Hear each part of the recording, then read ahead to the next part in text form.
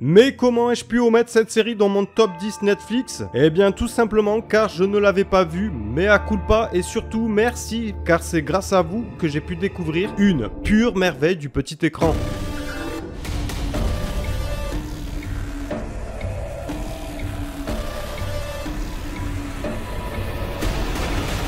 Première production allemande, Dark évoque d'emblée Stranger Things avec ses références aux années 80, surtout avec son intrigue tournant autour de mystérieuses disparitions d'enfants et ses éléments surnaturels. Cependant, c'est ici que s'arrête toutefois la comparaison. Si je devais résumer, je dirais glauque, glaciale, angoissante, et oui, la série Dark ne saurait porter mieux son titre. Campée en 2019 à Winden, la petite bourgade allemande dominée par les hautes cheminées d'une centrale nucléaire, Dark repose sur l'hypothèse selon laquelle le temps n'est pas linéaire, que le passé, le présent et le futur ne sont finalement pas consécutifs mais plutôt réunis dans un cercle sans fin. Alors qu'une voix d'homme que l'on devine âgée explique cette théorie, défilent des photos datant de différentes époques des membres de 4 familles brisées par la disparition d'enfants à plus de 30 ans d'intervalle. Cette série a vu le jour en l'automne 2015 lorsque Netflix courtise les scénaristes et réalisateurs allemands pour lancer sa première série originale Made in Germany. Mais si le maître à penser pour les frères Duffer, réalisateurs de la série Stranger Things, qui étaient Steven Spielberg ou même Ridley Scott, ici les deux réalisateurs jurent surtout que c'est par Twin Peaks de David Lynch et par le photographe new-yorkais Gregory Gridance que l'artiste contemporain qui met en scène ses clichés comme un réalisateur et transforme les coquets intérieurs et jardins en visions effrayantes et dérangeantes. Et finalement, ces deux réalisateurs se sont énormément inspirés, et à notre plus grand bonheur. Dark se déroule dans l'Allemagne de 2019. La commune de Winden se réveille avec effroi lorsqu'elle apprend la disparition en forêt de Michael. Le gamin de 12 ans, fan absolu d'Houdini, accompagne son frère aîné et ses camarades de lycée dans une sortie nocturne illicite. Le drame met à jour les doubles vies et relations fracturées entre 4 familles. Bref, avec son intrigue campée dans une petite ville où tout le monde se connaît, ses policiers impliqués de trop près dans l'enquête et son atmosphère suffocante, Dark n'est pas sans rappeler la série britannique, à mon sens, Broadchurch.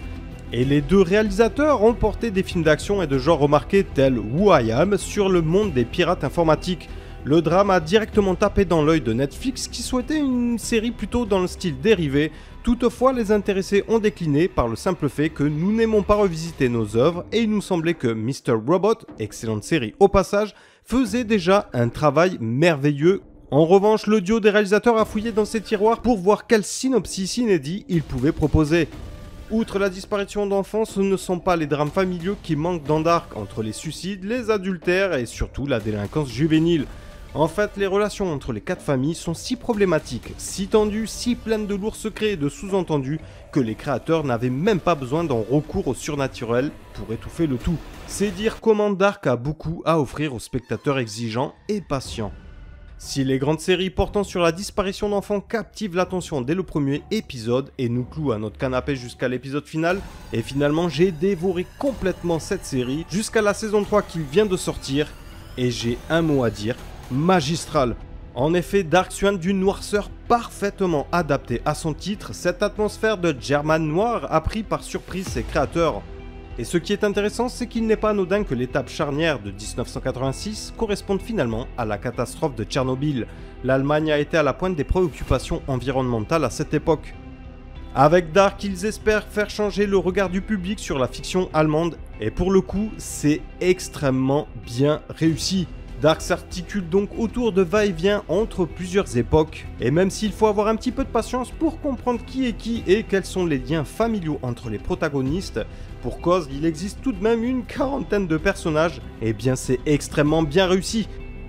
Bien entendu, il s'agit d'une critique globale, je reviendrai peut-être sur certains aspects, mais je viens de prendre une claque monumentale, et oui, cette série aurait dû faire partie de mon top 10, voire même, je pense, l'une des meilleures séries de science-fiction de cette dernière décennie.